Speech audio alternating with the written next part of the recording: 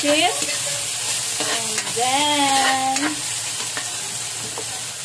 the luya.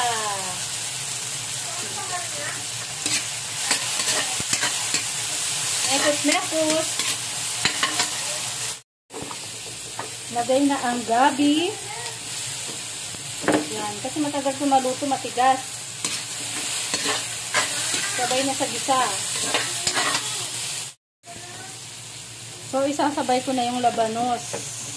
Kasi pakukuluan pa yan mamaya. At kasi sinabay na yung yung salmon, matudurog eh. Ewan ko, depende sa pagluto nyo. Ako ganyan muna. Dali kasi maluto ang salmon.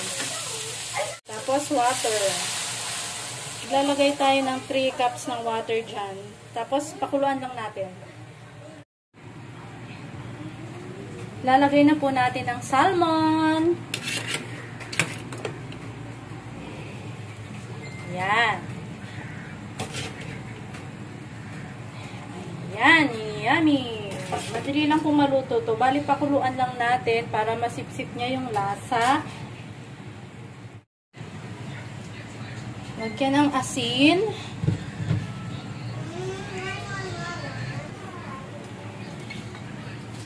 Konting patis.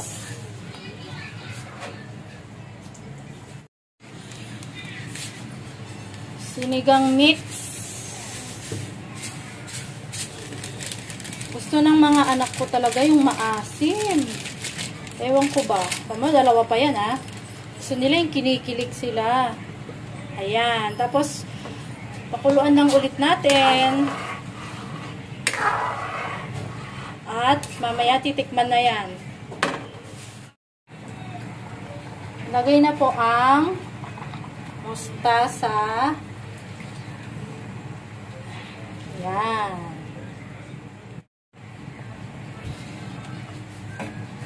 Yan. Kain na guys. Happy lunch.